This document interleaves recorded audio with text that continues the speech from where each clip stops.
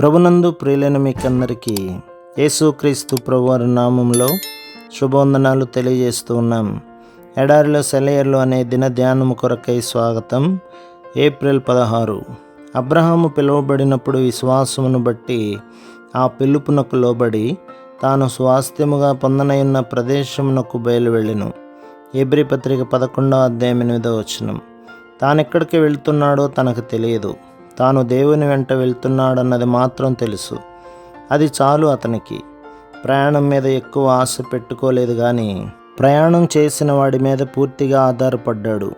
తనకెదురవ్వబోయే కష్టాల గురించి చూడలేదు, కానీ మార్గాన్ని సిద్ధపరిచి నిశ్చయంగా తన మాటను నిలబెట్టుకోవడానికి సమర్థుడు, నిత్యుడు, అదృశ్యుడు, జ్ఞానవంతుడైన పరలోకపు రాజుపైనే దృష్టి నిలిపాడు.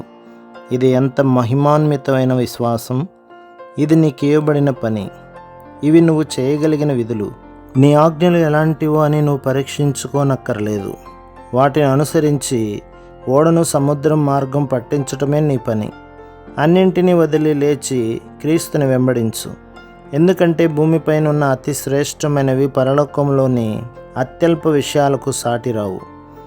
విశ్వాసపు పందెంలో దేవునితో కలిసి ఉత్సాహంగా బయలుదేరడం మాత్రమే కాదు, నువ్వు సొంతంగా వేసుకున్న ప్రయాణపు పథకాలన్నింటినీ ముక్కలు ముక్కలుగా చించి పారేయాలి. ఎందుకంటే నువ్వు ఊహించినట్టుగా ఏదీ జరగదు.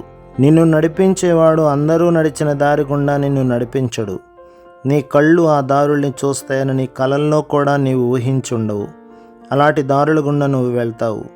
భయం ఆయన దరిచేరదు.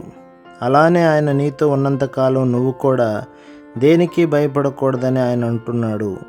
మసక చీకటిలో తడుములాడుతూ, దారి తెన్ను లేక ఒంటరిగా వెలుగు దేశాన్ని వెతుకుతూ చీకటి కోణంలో తిరుగుతున్నాను.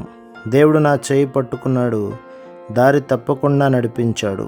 నాకు తేలిని క్షేమ మార్గాల్లో, నిశ్చల జలాల వెంట పచ్చిక మైదానాల్లో ఆయన్ను అనుసరించాను. చీకటి చిన్నాభిన్నమైపోయింది.